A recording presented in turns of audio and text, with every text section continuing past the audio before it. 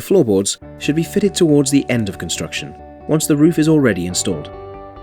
After installation of the insulation, the floorboards are secured directly on top of the bearers. A gap will be left around the outside of the boards, which will be covered by the floor trims.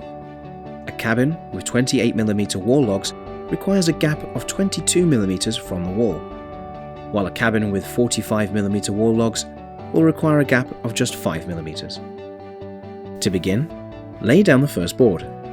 Using the 40mm nails provided, nail the board into every bearer, using one nail per bearer. For the second board, interlock the tongue and groove with the first board, but leave a gap of 2mm between the two before nailing it in place. Once again, use only one nail per bearer. The gap is to allow for expansion without the boards popping up. Continue to fit the boards for the whole floor until you reach the final board. You will probably need to cut the final board lengthways to fit.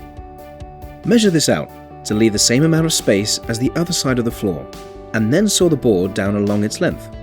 Once cut, nail down the final board and we can continue on to installing the 19 by 38mm floor trims. These trims cover the gap left between the floorboards and the walls. Cut them to length, pre-drill the trim and screw sideways through the 38mm width of the trim into the walls using 55mm screws at regular intervals.